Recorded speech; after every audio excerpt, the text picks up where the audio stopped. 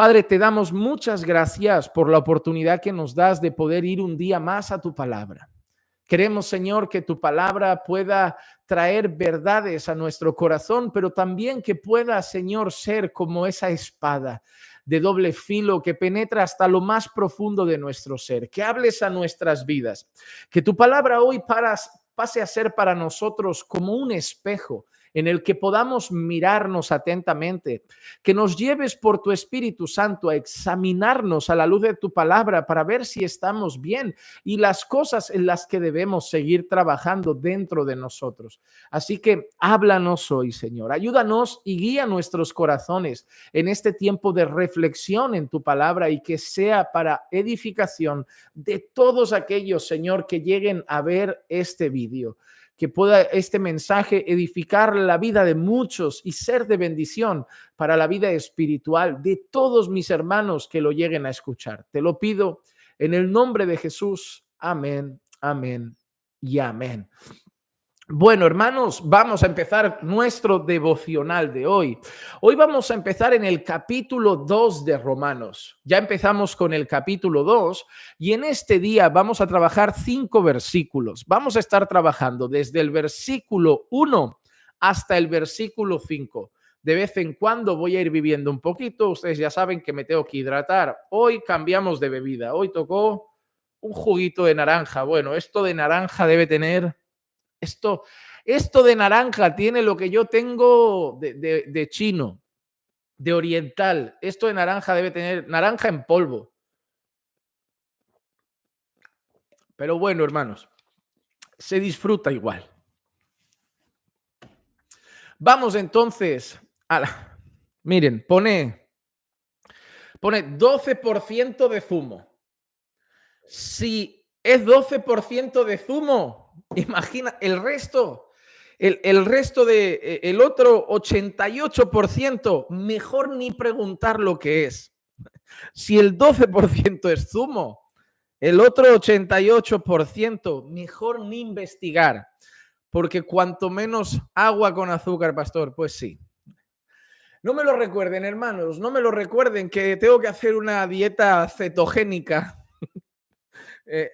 Esto es pura naranja natural, naranja de Valencia. Vamos a ir, hermano, mejor una Coca-Cola, sí, ¿cómo lo saben? Vamos a entrar a la palabra de Dios. Pero antes de nada, vamos a recordar cómo acababa nuestro primer capítulo, cómo terminó nuestro primer capítulo. Nosotros sabemos que, y dije al principio, que el libro de Romanos tiene mucho sentido cuando lo leemos completo.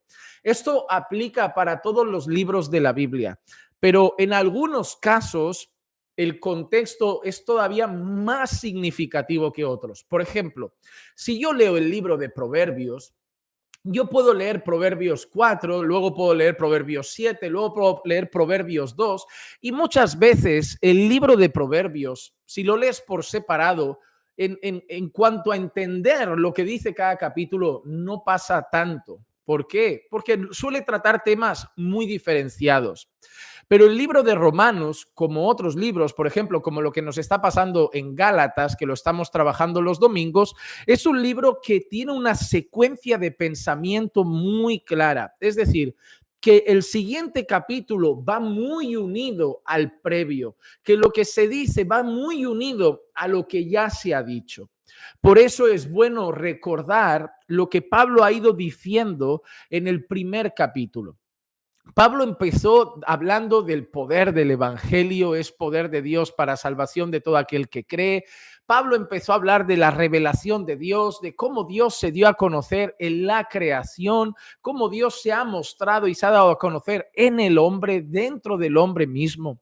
Pero Pablo terminaba el capítulo 1 hablando del pecado de los hombres, de cómo le habían dado la espalda a Dios. Pablo hablaba de que el hombre había dejado de adorar, que había dado la espalda al Creador y había empezado a adorar la criatura, se había empezado a hacer ídolos de imagen de seres corruptibles como hombres o como aves o reptiles o animales terrestres. Entonces ahí veíamos el principio de la idolatría como un resultado de haberle dado la espalda al Señor. Luego, Pablo también mencionaba cómo los hombres y las mujeres habían abandonado el uso natural de sus cuerpos y se habían sumergido en unas prácticas no naturales, vergonzosas y abominables ante los ojos de Dios. Finalmente, Pablo mencionaba una lista de alrededor de 20 o más o menos de 20 prácticas pecaminosas, resultado de haber dado la espalda a Dios. Entre esas prácticas veíamos cosas como que al final, pues veíamos la desobediencia a los padres, sin entendimiento, indignos de confianza, sin amor, despiadados, soberbios, engañosos, malignos, malvados, avariciosos, llenos de injusticia, de mente depravada, envidiosos, insolentes, y veíamos todo eso, ¿verdad? Cuánta maldad. Entonces, ahora imagínate que Pablo está escribiendo a una audiencia en Roma, ¿no? Ahora imagina que Pablo está diciendo, y Dios va a castigar a esas personas, porque el capítulo 1 de Romanos terminaba diciendo, los cuales, aunque conocen el decreto de Dios, que los que practican tales cosas son dignos de muerte, no solo las hacen, sino que también dan su aprobación a los que las practican. Así que Pablo está diciendo lo siguiente, ven en el capítulo 1 lo que he estado diciendo es, el hombre le ha dado la espalda a Dios y por haberle dado la espalda a Dios ha acabado adorando falsos dioses y haciéndose ídolos en su corazón. Además, ha acabado practicando el uso vergonzoso y abominable de su cuerpo de manera antinatural. Además, ha acabado siendo inmoral, avaro, jactancioso, malvado, desobediente, indigno de confianza, sin amor, lleno de malicia, y a todos esos Dios los va a condenar. Ok, dentro del contexto del mundo, especialmente dentro del contexto de Roma, había muchas personas que veían a esa gente y decían, realmente son así, malvados, inmorales, avaros, jactanciosos, desobedientes a los padres, impuros, tal. Y claro que sí, Dios los tiene que condenar. Imagínate ahora un montón de personas que ellos consideran, yo no hago nada de eso. Yo no hago nada de eso. Y es normal que Dios condene a esas personas. Es normal que Dios condene a esas personas porque son malvados, avaros, jactanciosos, desobedientes, arrogantes, inmorales, envidiosos, homicidas. Y claro que sí, Dios va a traer muerte sobre ellos. Ya ahora, Pablo sigue el discurso, porque nosotros en la Biblia tenemos capítulos, pero Pablo escribió una carta. Y sigue el discurso diciendo, por lo cual no tienes excusa, oh hombre, quien quiera que seas tú que juzgas, pues al juzgar a otro, a ti mismo te condenas, porque tú que juzgas, practicas las mismas cosas. Tú que juzgas, practicas las mismas cosas. ¿Qué está pasando aquí? Hay un grupo de personas que se consideran moralmente superiores. Tú piensas, a veces pensamos y cometemos el error de creer que en aquel tiempo, cuando Pablo escribía a los creyentes en Roma era todo lujuria, era todo inmoralidad, todo promiscuidad, todo orgías, todo esto, todo aquello. Y la gente cree que todo era así, pero no es así. En Roma, por ejemplo, en aquel entonces estaban los que eran considerados estoicos. Los estoicos tenían un pensamiento que defendían en cierta manera mucho la moral. Estaban contra prácticas inmorales, contra prácticas de homosexualidad, contra prácticas de varias cosas así. Luego habían filósofos en aquel tiempo que también estaban contra prácticas inmorales, contra prácticas de corrupción moral, estaban a favor de una moral elevada, de una vida más honrosa. Incluso en el Senado, en el ámbito político, había gente que tenía una moral elevada. No, eso está mal, eso está mal, eso está mal, eso está mal. Y en medio de ese contexto, no olvidemos que están los judíos. Judíos que pensaban, porque nosotros tenemos la ley, nosotros tenemos los mandamientos, tenemos la Torá y no somos perros como esos gentiles, no somos sucios como esos gentiles. Es decir, había un escenario dividido, un pueblo sumergido en la promiscuidad, la lascivia, la moral y todas esas cosas, la inmoralidad y todas esas cosas, y un pueblo que se consideraba con superioridad moral. En el capítulo 1, el apóstol Pablo le ha dicho al pueblo que está sumergido en la inmoralidad, al pueblo que está sumergido en sus pecados, al pueblo que practica la malicia, la jactancia, la arrogancia, la envidia, a ese pueblo le ha dicho, sobre eso viene muerte, sobre eso viene condenación. Entonces, del otro lado está el grupo que se considera más santo, más moral, más piadoso, aplaudiendo a Pablo diciendo, claro que sí, Pablo, merecen la condenación, merecen la muerte, merece el castigo. Y Pablo suelta de golpe, por lo cual no tienes excusa, oh hombre, quien quiera que tú seas, quien quiera seas tú que juzgas, pues al juzgar a otro, a ti mismo te condenas, porque tú que juzgas practicas las mismas cosas. Mira lo que le dice. Tú también practicas las mismas cosas. Y tú dirás, bueno, pero ellos, no, ellos creen que no lo hacen porque a lo mejor no están en una orgía, a lo mejor no están hombres con hombres, mujeres con mujeres, a lo mejor, pero el corazón está lleno de arrogancia, el corazón está lleno de jactancia, el corazón está lleno de superioridad, el corazón está lleno de orgullo, el corazón puede estar lleno de envidia hacia otro más, todavía más piadoso, el corazón puede creerse superior a otra persona. Y al final, lo que Pablo está diciendo es, el pecado de ellos puede llamarse A, pero tu pecado se llama B.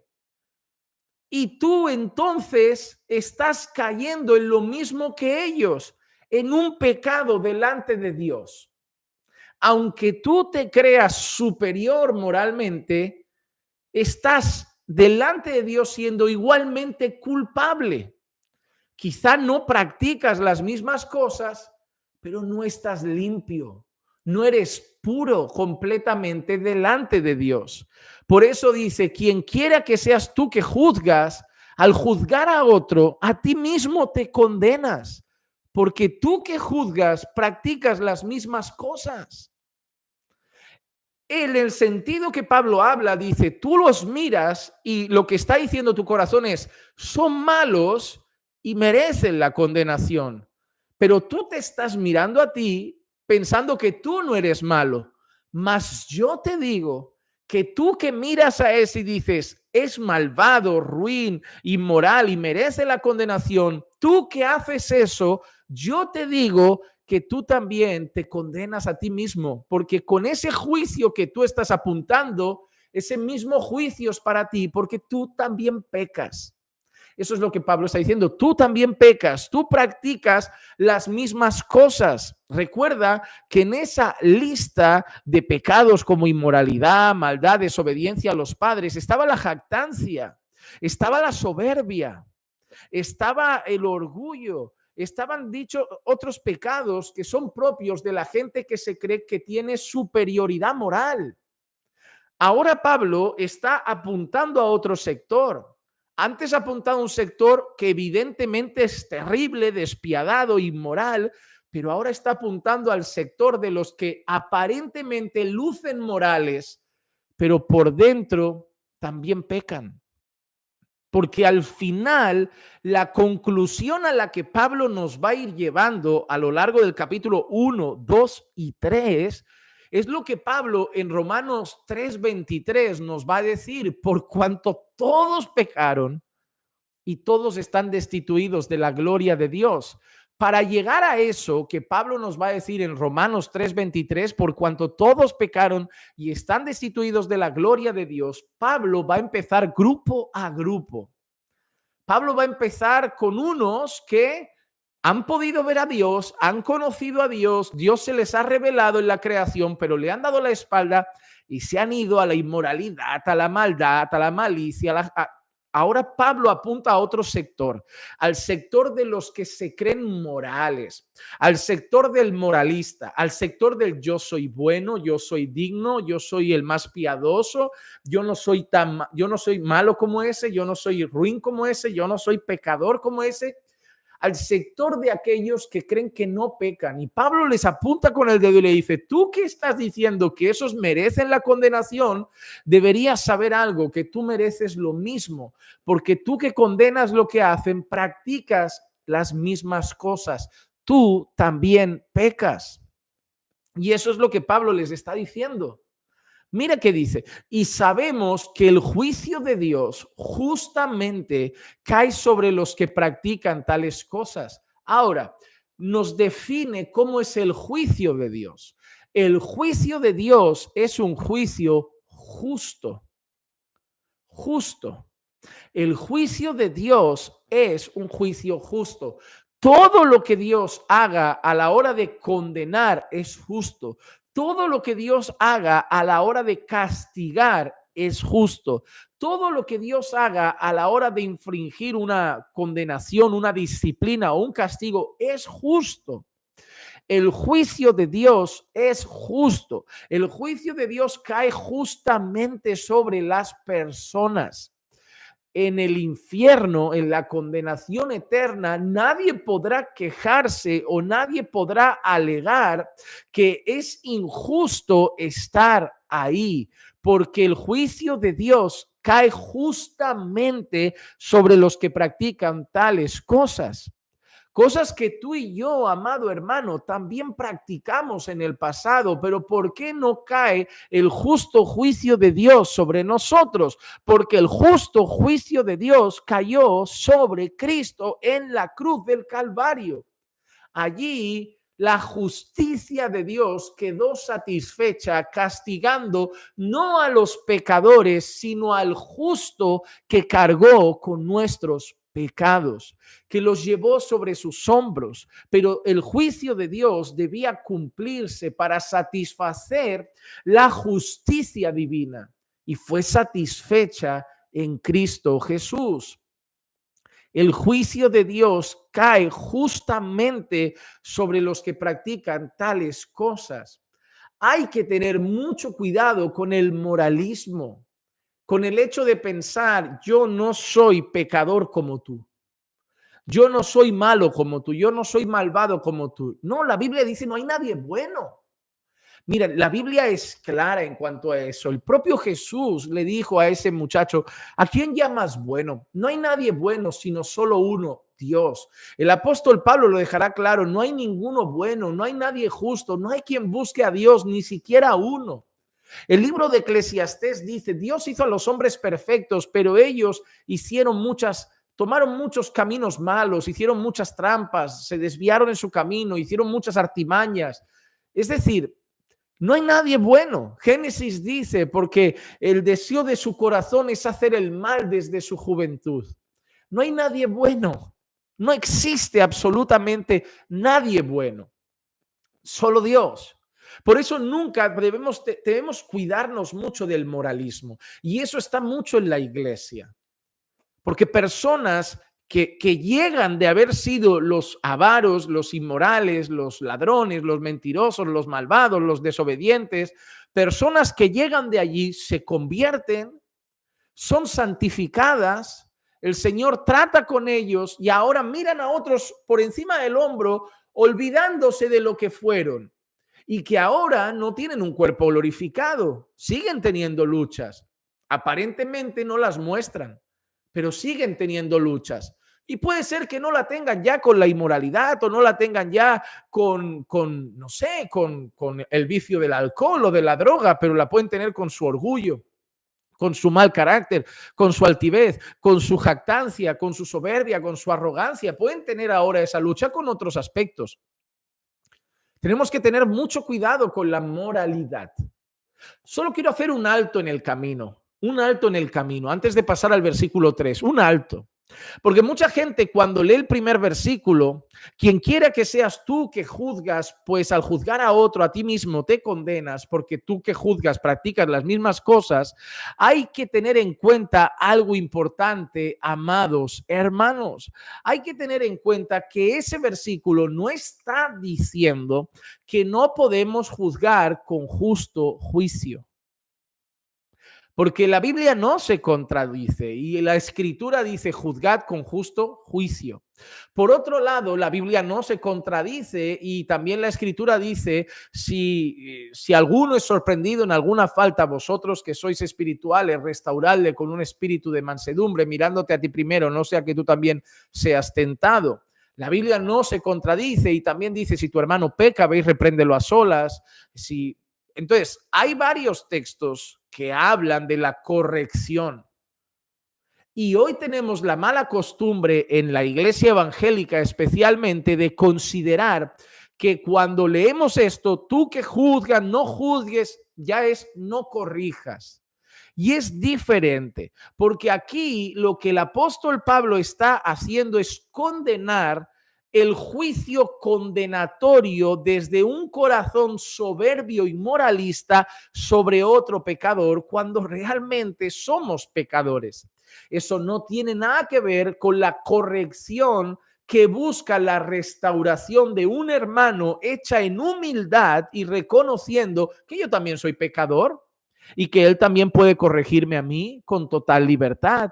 Por eso somos llamados a juzgar con justo juicio y debemos entender a lo que se refiere ese texto, porque muchas personas usan pasajes como este o no juzgues para no ser juzgado tal y tal, o quien esté libre de pecado que tire la primera piedra para en el fondo resumirlo de esta manera. Nadie puede llamar la atención, cada uno vive su vida y Dios ya se encargará, pero eso no es lo que enseña. Está hablando de personas moralistas que con soberbia y jactancia creen que son mejores que los que Pablo ha descrito en unos versículos previos al final del capítulo 1 y que aplauden el juicio de Dios como si ellos no merecieran ningún castigo cuando en el fondo de su corazón son tan pecadores como los otros. Quizá sus pecados tienen otro nombre, pero los tienen. Ahora, vamos al versículo 3 y miren cómo sigue. Y piensas esto, oh hombre, tú que condenas a los que practican tales cosas y haces lo mismo, que escaparás al juicio de Dios. Lo que Pablo está diciéndole a los moralistas es que ellos tampoco escaparán al juicio de Dios. ¿Cuál es el ejemplo de un moralista? Mira lo que está haciendo Pablo. Te voy a dar dos ejemplos. El primer ejemplo, y vas a saber de quién te hablo. Un hombre, profeta, llega a alguien y le dice, mira, ¿qué harías? ¿Qué harías en este caso? Tú que eres tan bueno y tan moral, ¿qué harías en este caso? Un hombre que es rico y tiene multitud de ovejas, viene alguien a comer a su casa y quiere preparar un banquete y preparar un cordero, pero en vez de cocinarle uno de sus ovejas que tiene multitudes, toma la única oveja de un hombre pobre, de un vecino pobre, toma su única oveja, se la quita, la mata y la cocina. ¿Qué haríamos con esa persona? Ahí se levanta, ¿quién es? El rey David. ¿Y qué hace? Todo indignado, súper moral. ¿Qué hace? Esa persona debe pagar por lo que ha hecho. Eso es un malvado, eso es un hombre malo, eso es un tirano. Y Natán le apunta y le dice, ese hombre eres tú. Ese hombre eres tú. Mira lo que le dice. Él fue muy rápido para condenar, no, malvado, ladrón, ¿cómo se le ocurre? Eso es lo que has hecho tú. Tú ves el del otro, pero tú lo estás haciendo con una mujer, no con una oveja y no con un pobre mendigo, lo estás con cualquier persona, un vecino, lo estás haciendo con un soldado fiel. Y no eres capaz, de examinar tu propio pecado porque te crees moral. Miren, por ejemplo, el Señor Jesucristo habla de dos personas que iban a orar y uno puesto en pie, alzando su mirada al cielo porque era muy digno, decía, yo, Yo hago mis rezos, oraciones, doy mis diezmos y hago mis ayunos, no como ese publicano miserable. Pero luego el publicano, con un corazón contrito y humillado, ni miraba al cielo porque no se creía digno, solamente pedía perdón y reconocía su miseria. Y el Señor Jesús pregunta, ¿quién bajó justificado? El publicano. El publicano. Y el otro bajó creyendo que era justo. Uno bajó justificado por Dios y otro bajó creyendo que era justo, pero no lo era. Esos son ejemplos de lo que Pablo está condenando, de moralistas. Personas, yo no soy así, yo no hago esto, yo no hago aquello, yo no hago aquello, y que simplemente son capaces de ver su propia maldad a la par que van condenando la maldad de otros, como si ellos no la tuvieran. Pero la realidad es que tiene otro nombre, pero la tienen también. Y por eso Pablo dice, ¿y piensas tú, moralista, que condenas a los que practican esos pecados y haces lo mismo? Es decir, y tú también tienes tus pecados, que escaparás del juicio de Dios. Yo creo que a los moralistas en ese momento se les acabó el aplauso y ya no aplaudieron como al principio. Es verdad, los inmorales, avaros, malvados, homicidas, Dios los va a condenar. Y ahora Pablo dice, y a vosotros también, porque también sois pecadores. Vuestros pecados son más escondidos, quizás se ven más dentro que fuera, quizás no se exteriorizan tanto porque debéis seguir mostrando esa gran piedad aparente, pero están dentro de vosotros. Y mira lo que dice el versículo 4 ahora, qué precioso. O tienes en poco las riquezas de su bondad, tolerancia y paciencia, ignorando que la bondad de Dios te guía al arrepentimiento. Ahora Pablo parece que rompe todo un instante para recordarnos lo que Dios ha hecho con muchos pecadores. Lo que Dios ha hecho con muchos pecadores. ¿Y qué ha mostrado? Ha mostrado bondad, tolerancia y paciencia. Bondad, tolerancia y paciencia. En una ocasión vi una explicación de eso. Y lo que está diciendo aquí es en relación al pecador. ¿Y por qué bondad, tolerancia y paciencia en cuanto al pecador? Hermanos, tú y yo, nosotros somos pecadores. Hemos sido perdonados. Hemos sido redimidos. Somos pecadores redimidos.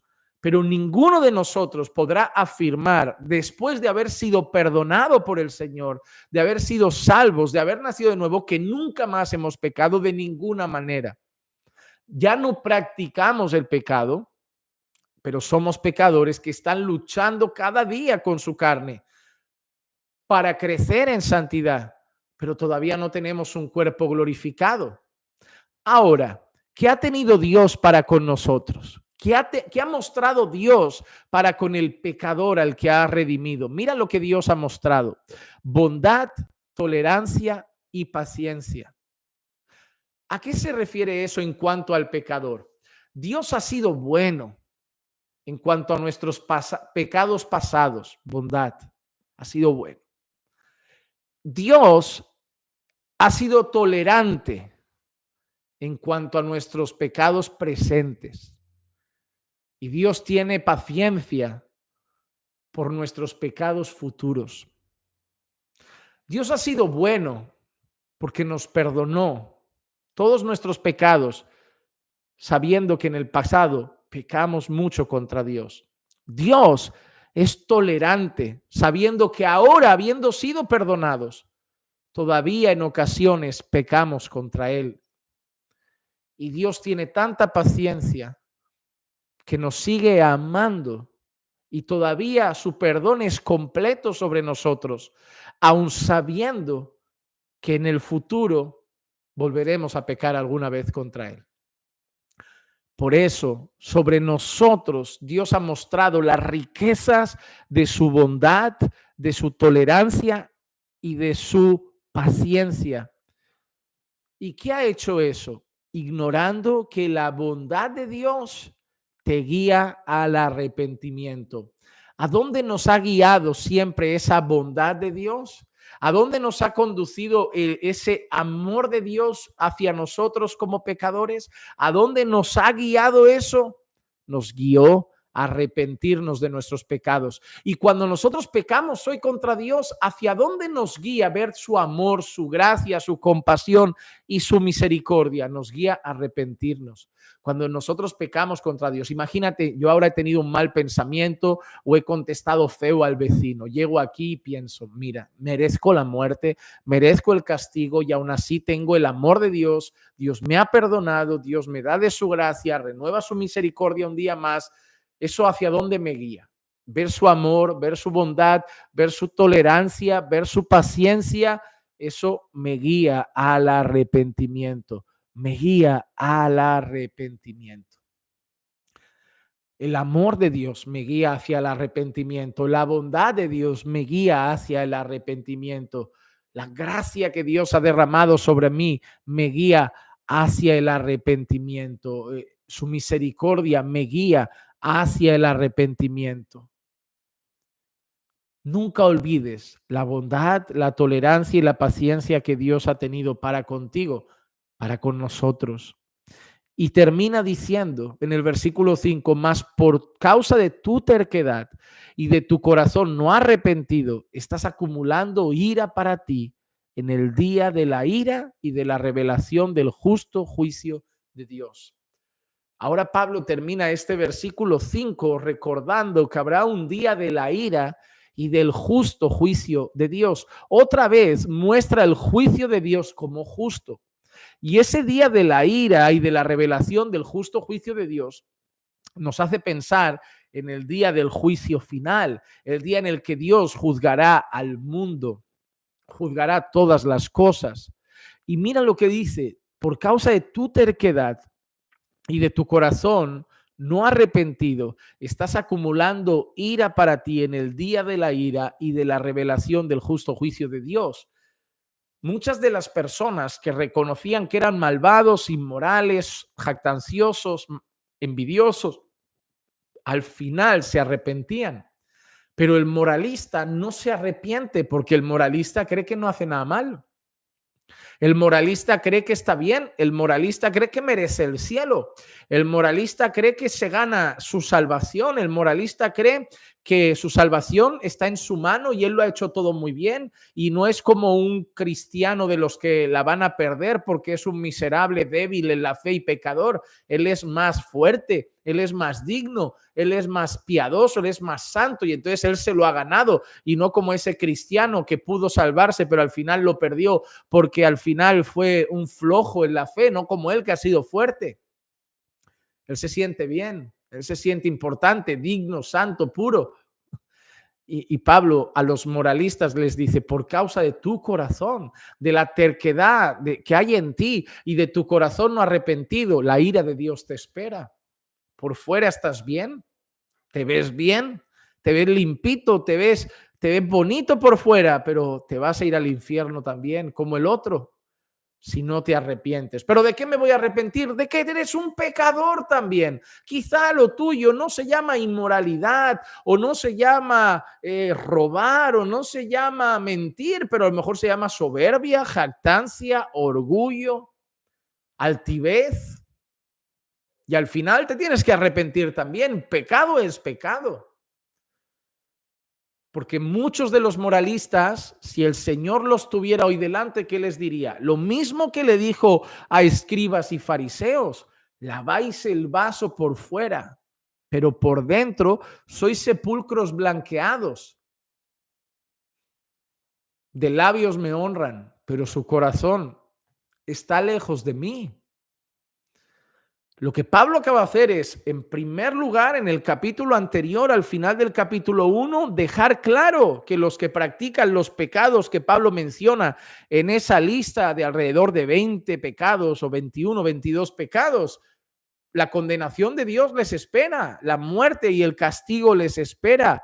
Sin embargo, ahora apunta al moralista que se cree mejor, que se cree bueno, que cree que él no necesita arrepentirse, que él no necesita cambiar nada porque él lo hace bien, porque él no es un miserable, porque no es un ruin pecador. Y le dice, tú también serás condenado. Tú haces las mismas cosas, tú también pecas, solo que tu pecado se llama diferente. Sin embargo, el destino de los dos es el mismo. El que no se arrepienta y reconozca que es un pecador, le espera la revelación de la ira y del justo juicio de Dios. En el primer capítulo, Pablo condenaba a los que practican externamente la inmoralidad y muchos pecados. Y en el capítulo 2, Pablo empieza condenando a los moralistas que se creen mejor que los otros, pero que también practican su pecado. Lo disfrazan con apariencia de piedad, con una forma externa, luciendo externamente muy piadosos, pero por dentro sepulcros blanqueados, llenos de jactancia, de soberbia, de arrogancia, de orgullo. Y también esos son pecados que Dios condena. Dios resiste a los soberbios, pero da gracia a los humildes. El Señor aborrece el orgullo, aborrece la altivez, aborrece la soberbia. Y los orgullosos no tendrán parte en el reino de los cielos. Los soberbios no tendrán parte en el reino de los cielos. Ahora Pablo apunta a los moralistas y les dice, vosotros que creéis que sois santísimos, que nunca pecáis, que sois mejores que los otros, a vosotros que como no os arrepintáis de vuestra maldad, porque la hay, pero no la reconocéis, pero está ahí dentro, también os espera la ira y el juicio de Dios. Hermano, nosotros debemos luchar no solo con los pecados que se lucen por fuera, sino con los pecados que están dentro. El problema siempre va a estar en el corazón, porque del corazón vienen las guerras, los homicidios, los robos, los adulterios, la maldad. A veces un chico cree que no está cayendo en inmoralidad porque no está viendo vídeos de contenido para adultos. Y digo para adultos inmorales. Pero a lo mejor su corazón ha imaginado a la hermana, sus ojos se han ido detrás de aquella muchacha que pasó mal vestida en el autobús o en el metro. Pero como no se ha puesto a ver el vídeo, como no ha tocado a la mujer, como no ha besado a la mujer, como no se ha ido a la cama con la mujer, cree que no tiene un problema con la inmoralidad, pero lo tiene en el fondo de su corazón. O aquel hermano que no ve contenido inmoral y no tiene un vicio con el alcohol o no tiene un vicio con las drogas y mira el resto que le dicen, hermano, caí, y él piensa, gracias a Dios, yo no soy un pecador como ellos, porque yo sí me guardo, yo sí estoy velando siempre, yo no peco, y se le olvida que la jactancia, la arrogancia y la soberbia también es pecado. Al final hay muchos que sus pecados no lucen por fuera. Hay mujeres muy bien vestidas por fuera con mucho odio por dentro. No justifica el ir vestida de manera inapropiada, pero de nada vale ir vestida de la manera apropiada y tener un corazón lleno de jactancia, soberbia, condenatorio y lleno de maldad. Al final debemos examinar nuestro corazón, porque a veces los pecados que no conseguimos enfrentar son los que no vemos por fuera, porque nos cuesta reconocer los que están arraigados dentro. Por eso debemos orar para examinarnos y decirle al Señor, ayúdame a ver los pecados que están arraigados dentro de mí, ver mi realidad y luchar con lo que llevo dentro para cada día vivir de una manera más santa delante de ti. Debemos buscar eso en el Señor. Debe ser el anhelo de nuestro corazón. Amén. Vamos entonces, hermanos, dejarlo aquí porque a partir del versículo 6 quiero entrar en otro bloque de versículos. Vamos a dejarlo aquí hoy. Vamos a hacer una oración. Les recomiendo un libro y me quedo con ustedes. Venga, hoy me puedo quedar 10 minutitos con ustedes por si quieren comentar o preguntar alguna cosita que tenga que ver con esto. Señor, te damos gracias por los versículos que hemos podido meditar en el día de hoy, por lo que hemos podido reflexionar esta tarde.